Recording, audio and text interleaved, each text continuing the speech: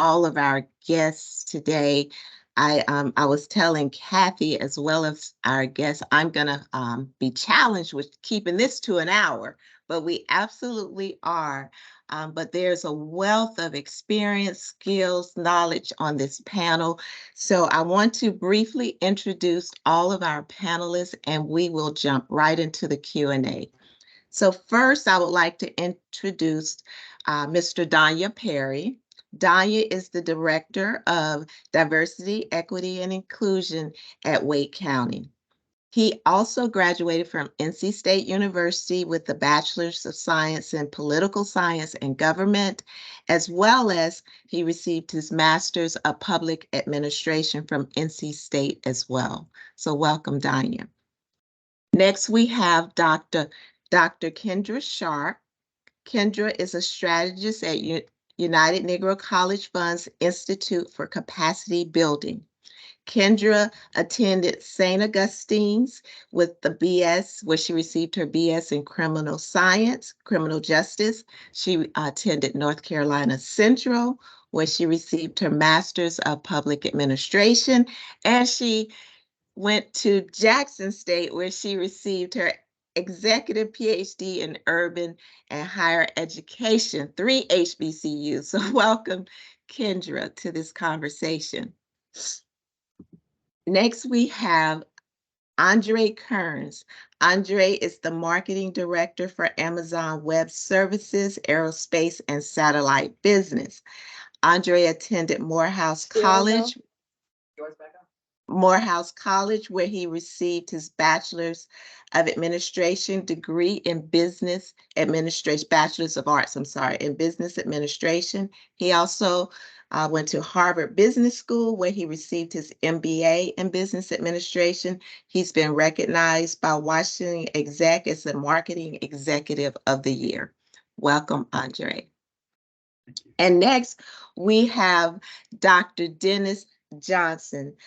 Dr. Dennis Johnson, let me just state that Nicole Tenson, she's the CEO of HBCU 20 by 20. She also was recognized by Forbes as 30 and under social entrepreneur, but she wasn't able to attend because she is delivering something a lot more important. She is actually about to deliver her first child. So we want to say congratulations to Nicole on this pending birth. But we welcome Dr. Dennis Johnson. He's the Senior VP of Programs and Partnerships at HBCU 2020. He attended Chicago State University with a BA in Political Science, University of Michigan, Master's in City and Urban Community and Regional Planning, as well as California State University in Long Beach, where he received his doctorate in Education Leadership and Administration. And finally, he attended Georgetown University, where he received, he worked on the Nonprofit Management Executive Program there. So welcome all of you to this panel discussion with a lot of leaders here at Toshiba. I don't know if we've ever had a session of this sort, so I'm going to jump right into it because I have a lot of questions for you, but I also want to make sure I allow time for members from the colleagues on my team as well. So the first question I actually want to direct to Andre. Andre, the theme of today's conversation is the social and economic impact of HBCUs in the community that they serve. When you hear this, what does that mean to you? Sure. Thanks again for the invitation to be part of this panel. I really enjoyed hearing all the intros of my fellow panelists. So really looking forward to today's session and participating in today's session and being in dialogue with everyone. But here's what it means to me. First, I'll talk about the social impact. The impact of HBCUs on American society, to me, has been incredibly profound. You have HBCU graduates such as Dr. Martin Luther King, Thurgood Marshall, Toni Morrison. They've all shaped America and the world really for the better. And I can tell you from personal experience that the values that Morehouse College instilled in me, is really about an expectation that we will prepare you to do well personally and professionally in life, but we also expect you to do good, meaning we expect you to be personally successful, and we expect you to find ways to serve and give back to your community. And so I just think that from a social impact perspective, I think that is the culture of HBCUs. And that's something I'm very proud of being a product of. In terms of economic impact, HBCUs make up, I want to say, 2 or 3% of the nation's colleges and universities, but they produce nearly 20% of all African American graduates in America. And so HBCUs are crucial institution in terms of producing African American graduates. Also, HBCUs are responsible for producing about a quarter of all African American STEM graduates, so science, technology, engineering, and math graduates. So, from my perspective, all the top technology companies, whether it's Toshiba or Amazon Web Services, which is where I work, should be recruiting at HBCUs or recruiting HBCU graduates. And then I'll just close by saying, I believe it's very important that we support HBCUs. I mean, I've talked about the social and economic impact that HBCUs produce. HBCUs deliver incredible results, and I would say deliver them despite being, from my perspective, very underfunded, right? Mm-hmm. So, for example, my alma mater, Morehouse, recently announced a $500 million capital campaign. And when we're able to successfully achieve this capital campaign, it's going to do a lot to advance our school. But to keep this in perspective, that $500 million is less than 1% of Harvard's total endowment, right? And so it's all about resources to me. So that's why I really make it a priority to provide financial support to Morehouse. I'm committed to that. And that's why I also believe that all of us should find a way to make it a priority to financially support HBCUs somehow, some way, because of the impact that these schools are delivering both socially and economically every single day in our country and in our world. Thank you, Andre. I appreciate that response. A wealth of information that you shared with us, statistics as well. So thank you. Next, I would like to ask this question of Danya Perry. Could you elaborate more on your role as the Director of DE&I for Wake County Government? What are your focus areas? What's the goal that you are looking to achieve in your position? Sure. First of all, I'm grateful to be a part of this amazing group of thought leaders. In Wake County is the largest county in North Carolina, and similar to other counties and communities across the country, we're grappling with how do we create spaces that are represent the community that it serves, that it is inclusive of all voices, elevates all voices, ensure that everyone at the table actually has a voice. And also to understand that, the part of diversity and inclusion work is that bridge building and barrier removal, which is the equity work. And, the Office of DEI just seeks to do its part to be able to be the next iteration of movements like, from civil rights all the way back to looking at when folks were really striving towards what quality looked like. And so we're just a part of that story. And so our office really focuses and centers on 3 main areas. We focus in on organizational development. So we have an enterprise of about 4,000 employees. So the question is, as public servants, how do we help build their capacity to be able to serve a community that is diverse? And also to understand how the services that we provide, how are we making equitable based decisions? How are we sharing power? How are we being more inclusive with getting the community to be engaged in our decision making? So there's a lot of levers around how do we build our internal capacity, which impacts how we serve outwardly to our residents. Another big bucket that we are working around centers on our spend.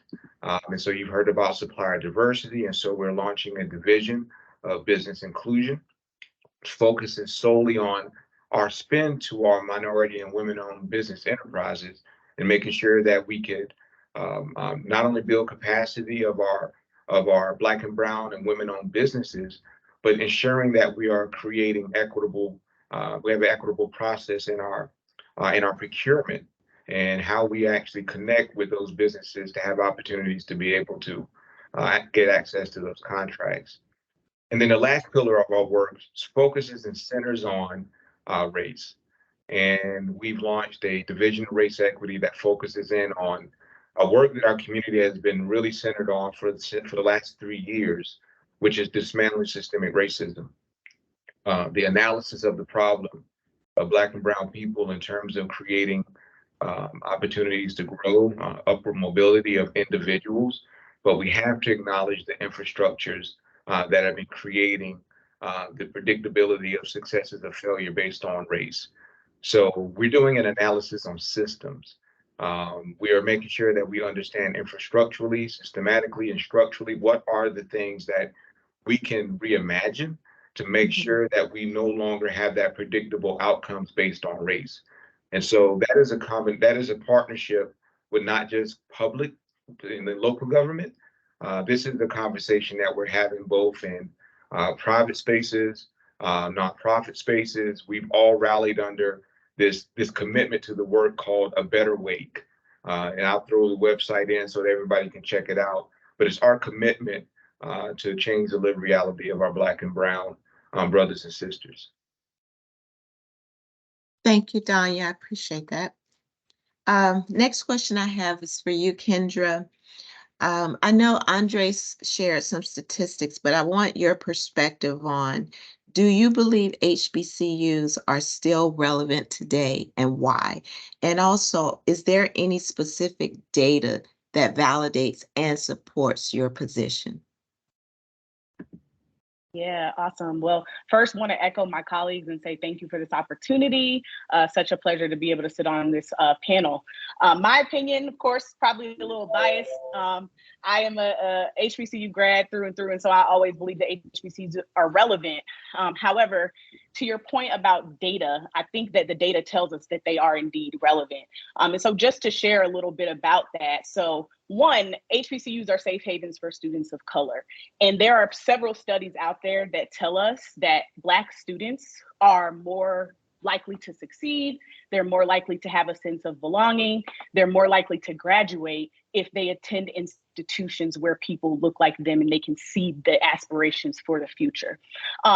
Andre mentioned that 3% of the institutions in the nation are HBCUs, and there are upwards of 20% of those students that are African American that graduate from HBCUs. But just digging in a little further, HBCUs are responsible for 50% of our Black teachers, 75% of all officers in the armed forces. They are responsible for 80% of Black federal judges, and they are responsible for 75% of Black PhD holders. So just kind of centering around reason number one that I think HBCUs are relevant, it is that they create safe spaces for African-American students to succeed and move into professional careers. I think secondly, kind of similar to what Andre was also mentioning, was the economic impact. HBCUs have a direct economic impact on the communities that they serve. They employ faculty and staff. They attract students from all over the world. They generate economic activity through campus spend and the local partnerships that they create. As a matter of fact, there was an article that was released by the Washington Post that highlighted the fact that in total, HBCUs are responsible for about $14.8 billion in economic impact. In addition to that, they create around 130,000 jobs for the local and regional communities in which they sit. The last reason I would say that HBCUs are relevant is because of the community empowerment. One thing about our institutions is that we are really connected to the communities, meaning the neighbors or Miss Hattie that owns the laundromat up the street, or the person who's over here at the bodega who's making sandwiches for students. Like, we are in the community and we're tied to all of the things happening in our community. And so HBCUs have strong ties to their community. They address community needs. They provide resources. If you've ever seen, for example, Clark Atlanta just went through a really tough flooding issue this past week here in Atlanta. And if I could show you all how the community rallied around this institution and how the institution rallies around the community when there's a need. We are definitely institutions that foster economic impact in the surrounding areas. And so I think that HBCUs, in short, serve as community engagement hubs, social progress. You may see when it comes time for voter registration that if there's an HBCU in the community, that's going to be a hot spot where folks come and register to vote. So we're just very tied to our community. And I think just kind of tying this all up, that definitely speaks to our relevance and the impact that we make both socially, economically, and just community-based in our community. So thanks for the question. Thank you, Kendra. I'm going to tell you, I learned a lot just by listening to you speak in that short segment in terms of the numbers, percentages, and just the impact. So thank you for that information, wealth of information. Thank you, thank you. Next, I would like to ask Dennis a question of you. And this is in regards to, for the organization that you lead, HBC 20 by 20. Can you share what you all have been seeing in industry relative to DE&I and how your organization is bridging that gap between the talent pool and the corporate need? Definitely. So first, you all, HBCU 20 by 20 was founded in 2017 by President and CEO Nicole Tinson, and she had went to an HBCU Dillard University in New Orleans, and after that, she went to Yale. And what she noticed was that the companies that came to Yale literally came with red carpet and champagne to recruit the students. And she was like, well, they never came to my HBCU. So she created HBCU 20 by 20 to balance the playing field to make sure that the students at HBCUs got the same type of resources as those as the Ivy League. From 2017 all the way up until now, this month became our 6-year anniversary. We have over 25,000 HBCU students and alumni in our database. And what we're currently seeing now is just, in reference to our inquiries and our associated partners, is that companies are reaching out specifically preparing for career fairs and stuff like that. But we don't see anything a bit more permanent. And what I mean by that is heavy investment into the HBCUs, into partnerships. And those investments and partnerships usually come off a trend, as in it has to be like a high profile killing or shooting or something going on in the news, or something that's racially violent that's going on that makes them want to reach out. Right now, it's just more of tabling, and we see this around this time. And next month, we will see those reaching out for events during Black History Month. But right now, we're not seeing the partnerships in which we should see. However, one of the things we're doing to bridge the gap between HBCU talent and our corporate partners is that we have fellowship programs now in which we are able to guarantee our corporate partners talent, and we're also able to track the students. And more importantly, we're able to hold our partners accountable. So what we've noticed in the past is that, we may bring 100 qualified students to a partner, and they're like, okay, we didn't hire any. And we're like, why? What's going on? What does the interviewing process look like? And they're like, okay, well, the students are great. They look good on paper, but they can't pass a hacker rank. So we are pivoting and altering certain processes within our programs to ensure not only do the students who come are of quality, but they can get past the interview and sustain.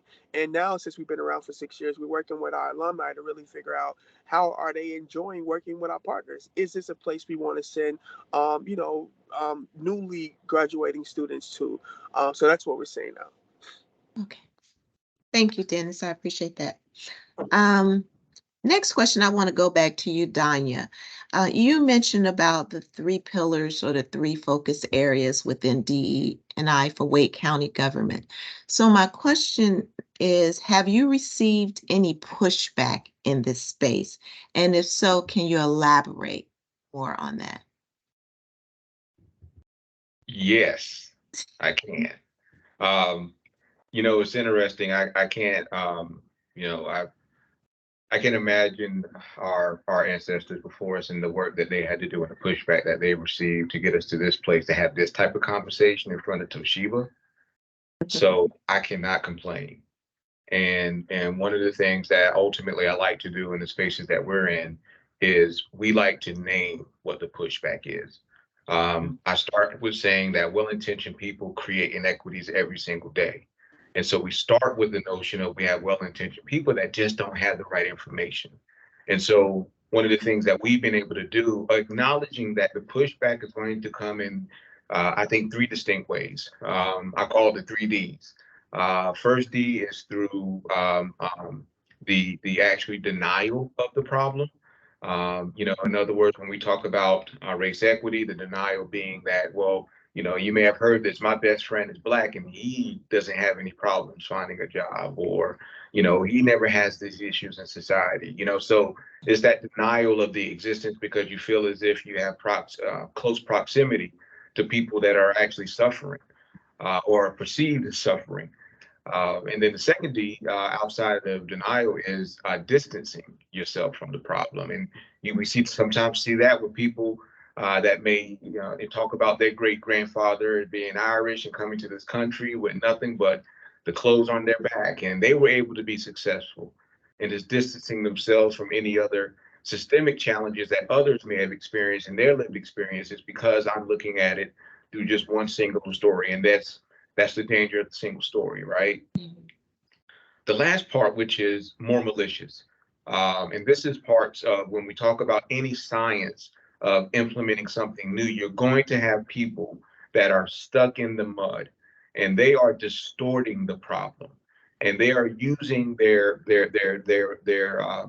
blowhorn, right? They're amplifying notions like DEI is about replacing white men, right? It's about white replacement theory.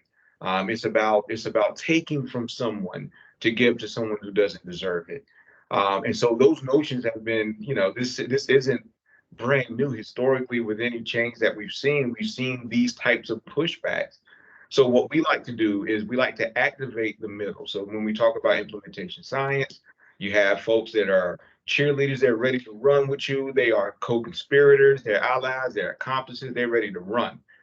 We have a great deal of majority of people that are sitting on the fence, they're bystanders, and we want to make them upstanders, and they're ready, but you just have to give them the right information. Now, the folks that are stuck in the mud, the folks that are really focusing in on distorting the problem, we don't provide any energy for that, because ultimately what you're going to have is when you've shifted and brought those bystanders to upstanders, you've actually changed culture in which the folks that are stuck in the mud will then have to make a decision. The decision they'll have to make is whether or not to conform, or to completely exit stage left, if you will. Yeah. And so you see this in organizations like Toshiba, amplifying conversations like this. You're educating folks, and you're creating a mass of folks that are saying this is a value proposition, that this is important for the wellness of an organization, the bottom line of the organization, and also for my brothers and sisters to the left and to the right. And so while the stuck in the mud, we acknowledge that they're sitting there stuck in the mud. That's okay. Maybe it's warm in that mud. I don't know. I mean, I can't exist in that space. But what we're going to do, we're always going to lead with intentionality and making sure that we name what the issues are, and we hold people accountable for what they say and what they do. Does that make sense? It does. It does. Thank you. Thank you, Diane. I'm gonna switch it up just a little bit, and this next question is for you, Andre. So Black is presenting this particular panel. I believe it's the first of its kind at Toshiba. So my question is, I know that at Amazon there's a Black Employees Network, ERG, that you are affiliated with, that you support very strongly. Could you share with this group how the Black Employee Network, ERG, at Amazon has impacted the culture and possibly even the business results from that? Sure. Yeah, I will say I'm really impressed by Black as an ERG at Toshiba and appreciative of this opportunity to participate in this event.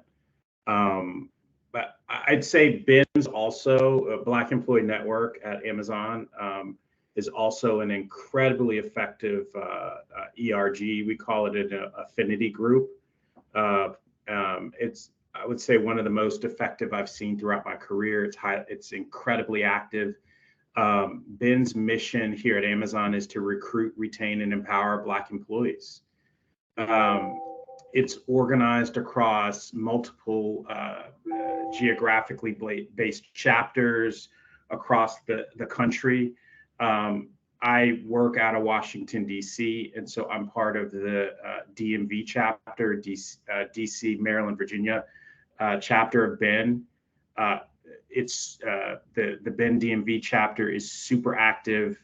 It hosts, I would say, 2 to 4 engagement activities like what we're doing right now every single month. Oh, wow. Yeah, and as an executive, Black executive at Amazon, I can say that BIN DMV regularly invites me to come speak at those events, participate in those events, and otherwise just attend. So BIN's very active as far as that's concerned in engaging employees, driving that recruitment, retention, and empowerment. And then I would also say BIN has found a way to find a seat at the table, advising our senior executive team. And probably the most powerful example I've observed of that since I've been at Amazon, I've been here about four and a half years, was back in 2000. So Andy Jassy, Amazon CEO, really relied on BIN to help craft a plan to help employees grieve and come to terms with the George Floyd murder, right, in 2020. Mhm. So our CEO was looking at BIN specifically to say, help me lead through this extremely difficult time. And BIN also helped the senior executive team really craft a DEI strategy that's what I've observed has been pretty effective in growing the presence of Black senior executives here at Amazon. So I'm just happy to be part of BIN, be engaged, and to see the impact that they've had. Okay. Thank you, Andre. I want to follow back up with Kendra. Kendra, your role is strategist at UNCF's Institute for Capacity Building.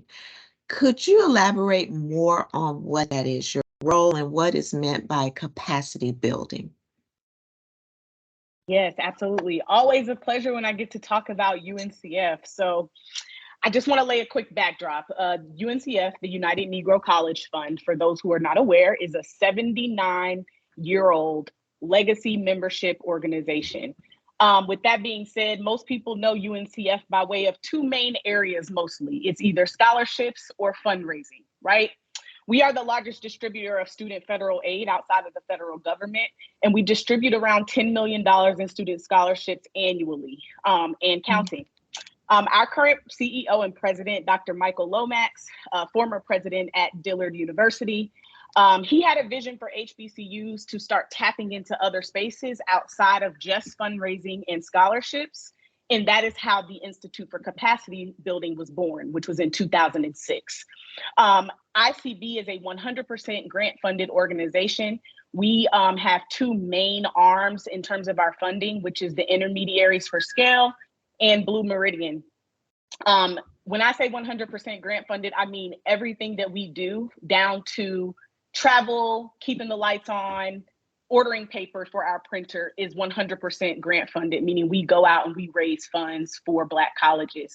Our main focus at ICB, Institute for Capacity Building, you will often hear it referred to as ICB, is we want to create a community of practice amongst HBCUs. So if we know that Dillard University is implementing a certain set of initiatives that are helping to increase their enrollment, we want to bring other HBCUs together and let Dillard show them how to increase their enrollment in the same way. So we're really big on communities of practice. We really love to take this network approach or collaboration approach, and we really like to bring HBCUs together for that purpose. Our biggest arm is the transformation support arm. Basically, we come together with strategic leaders and decision makers on a specific campus and support them by providing funds to help them implement high-level projects that they may want to do on their campus. So whether it's facilities and maintenance, we know that's a big issue at HBCUs, enrollment, partnership and collaboration. We help fund those projects through ICB. We have a few other areas of focus at ICB as well that I want to highlight. Our executive leadership arm focuses strictly on our engagement with presidents. We know that if we engage with presidents, we can usually get things done. So we have a whole entire division that just focuses on engaging with HBCU presidents. They have meetings and lunches and dinners and strategy sessions where they come together, both retired presidents and active presidents. Strategic finance is an area where we focus on the financial side of higher ed or Black higher ed. So we bring together CFOs at HBCUs and, put them in this sort of cohort model, sort of collaborative space so that everyone can learn from each other. Of course, again, keeping the network approach at the core of all of this. We have a knowledge management area, which focuses on data management and just understanding statistics.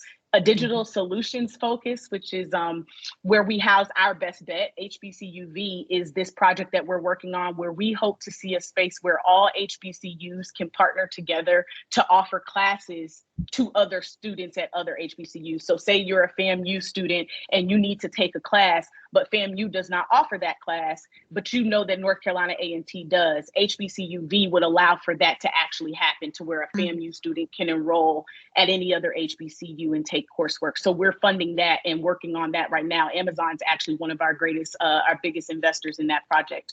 And then the last section is the strategy development team, which is where I get to work. And I always tell people I have like the best job in the world because no day ever looks the same. I get to fundraise dollars. I get to talk about why HBCUs are still relevant. Like in this case, I get to work with partners and kind of figure out like, okay, what other areas should HBCUs be showing up in? One area that we're focused on right now is climate and sustainability. That is an area where you do not necessarily see HBCUs show up very often, but there's a lot of work being done by our HBCUs in this space. And so ultimately, as a strategist, I am always thinking of ways to advance, improve, and sustain historically Black colleges. That's pretty much the underlying job description that I have, and that looks different every single day. The last thing I want to point out is our Unite conference, because that is a very, very large portion of our work. Every year in July, we bring together leaders and strategic partners from all over to unite with us. And we have a 3 to 4 day conference where we highlight things that are happening in the HBCU space and welcome our stakeholders, students, faculty, staff, and really most importantly, our funders and our supporters that are outside of the HBCU space, but that are allies like Toshiba or other organizations. And so, yeah, that pretty much explains ICB. I just want to make the differentiation between ICB and greater UNCF. UNCF is like the proud papa, and ICB is kind of like the child, one of the children under UNCF. And so we're doing very well.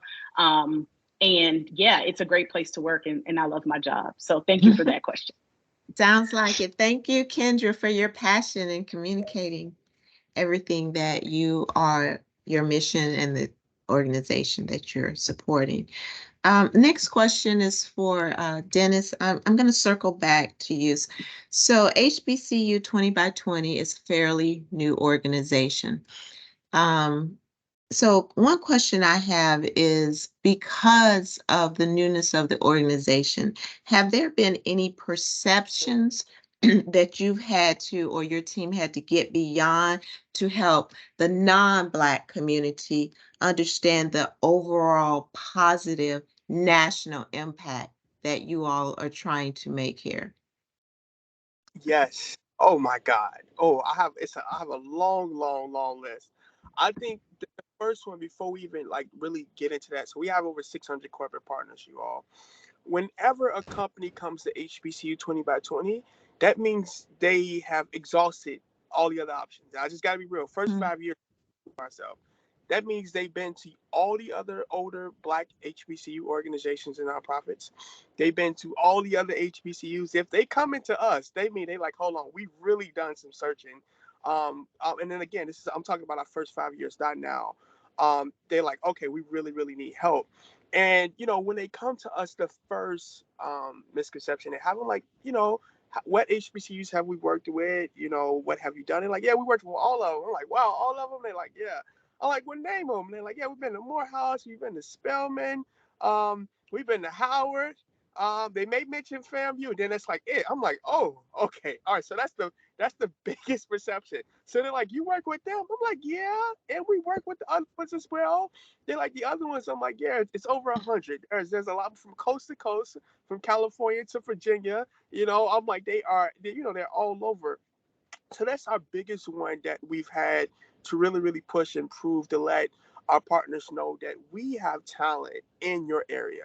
And even if there's not an HBCU in your area, there are some Black folks who went to an HBCU in your area, or their parents probably graduated from an HBCU and put their son or daughter do another school. So that's our biggest one. And I think after that, it's really proven ourselves. So as a young Black organization, our views are very different. We are unapologetically Black. We cancel partnerships depending on how you treat our Black students, Black workers. We are a Black women-led organization. I'll give you a great example. So one of our biggest partners was Google, but we canceled the partnership because of the way they were treating Black women. So we are very firm when it comes to our stance with the Black community. And a part of that perception was like, okay, well, you all will take anything because you all are a younger organization. No, we won't. Like we don't. No, we won't. The cool thing about being young, and especially young now and 6 years in, we're able to say no, you all. And oh my God, I think that's probably actually what's the best thing about being 6 years old? You can say no. You can say no to a partnership. You can say no to a program. You can say no. And I never understood the value of that word until we got to 6 years, until we were like, okay, we don't need to do that, or that's not our lane, or maybe we should tell that organization they're in the wrong, or maybe we should tell them that it needs to be some quality behind that quantity. So that's some of the things we've seen. But I think just going forward, you all, to help bridge that relationship, to that perception between HBCUs and our non-Black, HBCU partners, is that we have multiple things. So, for example, our professor circle. Any professor at an HBCU can reach out to us and be like, "Hey, I want a speaker. I want somebody from Netflix. Can you get someone? I see they're one of your partners." We're like, sure. Give us a month or two. We'll have them speaking in your class. Everything we do, by the way, is totally free. They may say, hey, we need someone from Honda. We need someone from SpaceX. We're like, okay, that's nothing. Let us give us some time, and we're able to set that up. So that's one, really allowing executives to be inside the classrooms. Really broadens this experience, but also knowledge on what goes on in an HBCU. In addition to that, we have our mock interviewing program. So right now, NASA, which is one of our biggest partners, are interviewing students in which people thought wouldn't be interested in space. But HBCU students, it's 45 HBCUs are represented in this mock interview, but NASA is literally interviewing these students, showing them, hey, this is what it's like to pass to go through a NASA mock interview, and these are the qualities and things you need to do to pass, to get through. In fact, people don't know this, but the NASA internships are only open for 3 days. For 3 days, then they close. So these are things in which HBCU students are getting ahead on, and we're using this because of the perception. Um, our last one, I know Kendra talked about climate change. We're launching a climate change fellowship. Actually, literally launched it, I think, about 2 days ago. We've partnered with Greenpeace, the Union of Concerned Scientists, and a bunch of other environmental justice organizations that's going to give HBCU students an accelerated crash course on the environmental jobs that exist, and how they can use their majors from marketing to engineering to theater to really make a dent when it comes to climate change, regardless of where they're located at. So these are some of the things that we've just been dealing with when it comes to perception, and also now you all, we don't even go out to partners anymore. Partners come to us, and I think that again, it took us 6 years to get there, but literally like our emails, our texts, our phone. Hey, I heard about you do so and so, because our number one thing is not necessarily to get a partner; it's to get a partner to renew. We are focused on strictly renewing partnerships, because if we're able to renew, everything else is going to speak for itself. And that's how we've been able to grow to 600 corporate partners.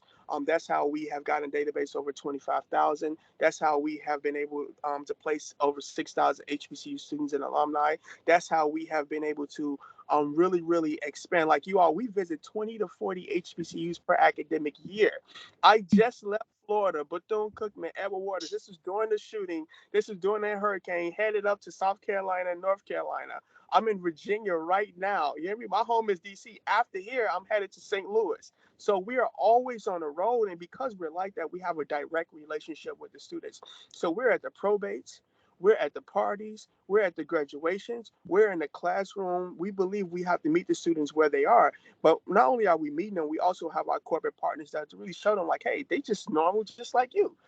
Like they do the same thing that you do, except the color on campus may be a bit different. The cafeteria food may be a bit different, but everything else is the same. And so these are some of the things that we're doing. Okay. Thank you, Dennis. Thank you very much for all of that. You touched on something that's close to me about NASA internships. I did 3 NASA internships when I was in school, so I am very familiar with those internships. Um, so I want to go back to Danya. Now, this particular question I have, it's was recent. I don't want to get into politics or anything, but I think it's pertinent to this discussion. Recently, there was a Supreme Court ruling that rejected race-based admissions in higher education at both Harvard and UNC Chapel Hill down the street. Are you concerned about the potential impacts that this may have across North Carolina, Wake County, or even our nation? Yeah. I'm not gonna lie, Ms. Hankins, this is probably, I get, my blood boils when I think about this, but I'm not surprised because, there's been crusades over the years since talking anything that resembles equity, right? Crusades against this work. I mean, since affirmative action had even the naming convention of affirmative action back in the 70s. But the part that really, first, the impact will be obvious, just like we've seen with other states that have banned affirmative action. You're going to see a plummet in diversity admissions, Black and Brown specifically within PWIs. You're going to see that. But you're also going to see on the other side, you're going to see HBCU admissions actually increase. And it's interesting because there's 2 or 3 different points in I think since the 70s where you saw spikes of admissions, and a lot of it is when you see pushbacks like this, because it signals to Black and Brown brothers and sisters that you need to retreat to a place that's going to be affirming to you, just similar to what Dr. Sharp and Dr. Johnson sort of alluded to. Outside of the impact of pop culture and the Cosby Show and a different world and how they depicted the Black and Brown experiences within Hillman College, got to give that throwback. But outside of those constructs, it's interesting because this is a microcosm. This decision is a microcosm to this larger conversation and pushback against race centering, making decisions and making sure that we create equity and build bridges. I want to read something really, really quick. And this is to me, the judges that made we have 9 judges, 6 of them dissented. 3 dissented, 7 affirmed, 6 affirmed. But this was one particular quote that I think is important to understand. I think this really speaks to the larger problem. And it should also activate us to vote. All right. So while I am painfully aware of the social and economic ravages which have befallen my race and all who suffer discrimination, I hold out enduring hope that this country will live up to its principles, so clearly enunciated in the Declaration of Independence and the Constitution of the United States, that all men are created equal, are equal citizens, and must be treated equally before the law. Now, I'm not going to tell you what judge spoke that, but you can probably imagine who said that. That right there tells me that there's this cognitive dissonance to the lived experiences and the history, and the unequal. I mean, we talk about playing fields, and we talk about, it just blows my, that really just doesn't. I think about specifically Black experiences within this country's history for 400 and some odd years. And if you just statistically look at the amount of time that in our existence that we live in a society that reflected what the Constitution said.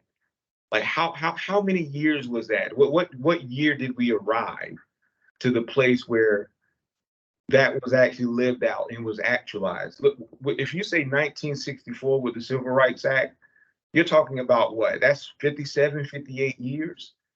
And that's discounting the 266 years of where enslaved Africans had no human rights and no freedom. You're discounting the 100 years of slave codes and lynchings and Jim Crow laws. We're talking about 14% of us being able to get to a place where we're still fighting for civility. We're still fighting for access. We're still fighting the freedom to be able to fight for those things. It's only been 14% of our existence in this space. And so to not that, it goes back to that distorting the problem and distancing yourself from the problem of, just pull yourselves up by your bootstraps. And it's not acknowledging the history of the fact that we're just barefoot. And so now, at the end of the day, I think what it does more than anything, this decision, it has woke up people. We folks are more in tune to what's going on, and we see, and we're going to be activated to make sure that while we understand that we are trending upwards. I tell people all the time, no, we're trending up. We're not going to have this hopeless feeling that we can't do anything and that we can't activate. We're trending up. We're going to have those divots. We're going to have those downturns in the market. We will. This, and again, I'm going to include this panel. Some people may not recognize that this conversation right now, to your Toshiba brothers and sisters across the board, right now we are advancing the fight. Just by having this conversation, we are building each other's fluency. We are locking arms. We are having critical and courageous conversations about the problem. And you are also setting the agenda for future generations. So, again, while, when you gave me that question, I'm not going to lie, I was hot and cold. Like, it depends on when I woke up. I had to change my sleep number bed. I was restless. You hear me? Restless. Well, I appreciate your response. Can I add something to that? Please. Yes, Andre. Yeah, I mean, Don, you made a lot of great points. Really well said. To your point about just we're living life where maybe we feel like we're taking a step forward, 2 steps back. It reminds me that we do have to keep the faith and stay and persevere. The quote, Dr. King's quote, "The arc of the moral universe is long, but it bends towards justice." You have to keep that faith that even though we might be living in a moment where we feel like we just took 2 steps back, you got to keep pushing and things will move forward. Yes, we're going to see a drop in diversity admissions at selective colleges. Yes, HBCUs will see admission increases. And so I think that I've seen expressions on social media and across my own network where people are saying, Morehouse, you better get ready to start building some new dorms, right? Well, I agree with that, but you can't build dorms without money.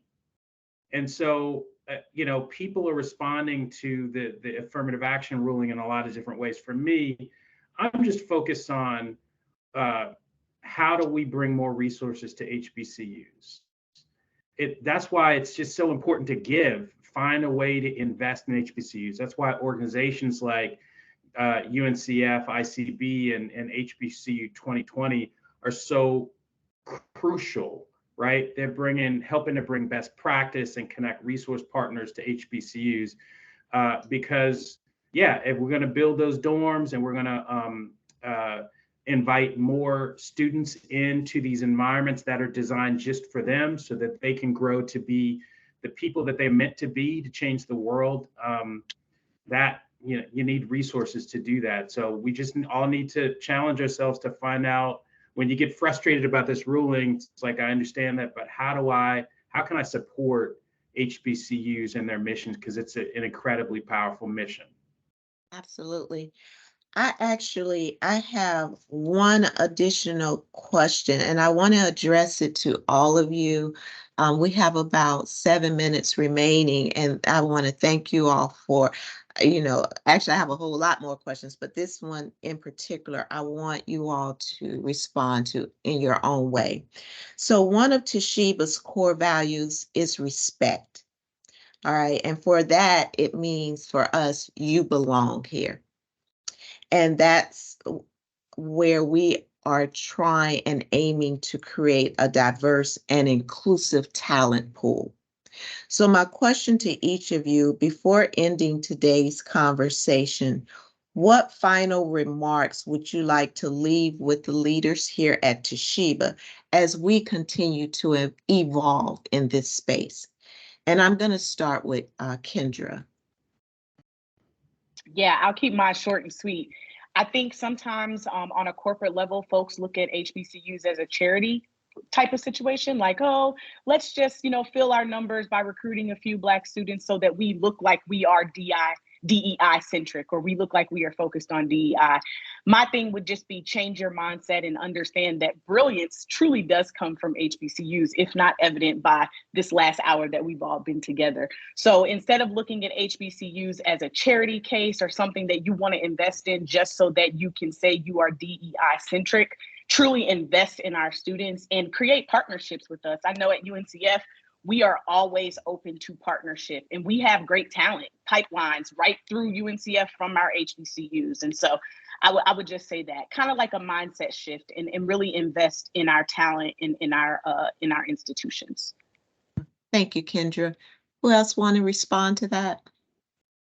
Final remarks for the leaders here at Toshiba as we continue to evolve in this space. Definitely, I'll add. I know when, and Nicole's not here to tell a story, but when she was after she graduated Dillon and went to Yale, she would walk on campus and look up, and Yale's an old campus. It's in Connecticut, but it was built before Connecticut was established as a state. So when you look up on campus, you all in the classrooms, in the hallways, you see this stainless glass, and in the stainless glass, you have all these slaves who are bowing to white men. This is on campus currently. And I would never forget, she was like, it's my HBCU that gets me through every day, that pushes her. And we see it all the time. It doesn't matter where you at. It's the energy, it's the support, it's the love, it's the village, it's the blood, sweat, and tears that these HBCUs have put not only into the students, but into the community that has made us what we are today. And I think that just to tie it all back around with respect is that HBCU support and greatness that we have received, we've never forgotten where we've come from.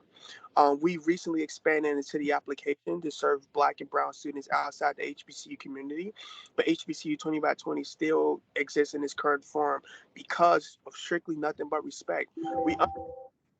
That it doesn't matter what trend is going on today, that HBCU still is our priority, that the respect is still need to be centered around HBCUs. They still need to get the support they deserve. They still need to be get the attention that they deserve. And it's our number one goal. It's every day. And I think that just to leave you all with this is that, respect is not just saying I acknowledge you, but it's also saying that I will stand with you, regardless of what's going on. And I hope that you all stand with the HBCU community, and especially the HBCU 20 by 20 community. Thank you, Dennis. Any other final remarks, Andre or Danya, for the leaders here at Toshiba? I don't mind jumping in there. Oh, go ahead. No, please. I'll be brief. I just commend Toshiba for your conviction and commitment to HBCUs, diverse leadership. Listen, if it's a priority for a company to recruit the best talent in the world, you have to be recruiting at HBCUs. If it's a commitment to recruit diverse talent, there's no other better place to find and connect with diverse talent than HBCUs.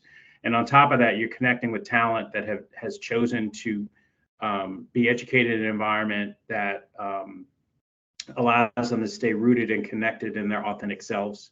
And so they're going to be coming to your company confident in that way. And so, Toshiba, continue to invest in your relationships with HBCUs, and you'll continue to see the results from that. Thank you, Andre. And Danya, final remarks? I just want to quote one of my favorite short poems by Lucille Clifton. They asked me to remember, but they want me to remember their memories, and I keep on remembering mine. Name of the poem, Why Some People Be Mad at Me Sometimes. And I would ask that Toshiba, leadership, continue to uplift the voices of your historically underrepresented employees. Let them tell their stories. Let them share their experiences. And one thing that happens with storytelling, and when we share our experiences and you lift up voices that have been marginalized, is that you actually reduce the empathy gap. And the empathy gap is what's at the root of a lot of our practices, policies, and programs. And the resource allocation a lot of it is about how do we build that empathy towards those that may be marginalized. And so what I like for you to do is just, in performative allyship, focus in and center in on the voices of people with lived experiences. That's going to propel you further. Thank you. I want to thank all of you for your passion, your energy, and your time on this morning. I suspect this conversation will be continuing in some form. It will not be the last time you hear from leaders from Toshiba. You will hear and see us again. Thank you, thank you, thank you. This has been a very enlightening, encouraging conversation, not only for myself, but I'm sure for all of my colleagues as well. So I hope that all of you have a wonderful evening, rest of your week, and please share our congratulations to Nicole again, Dennis, on her pending birth. Thank you all very much. Bye-bye. Thank you. Thank you.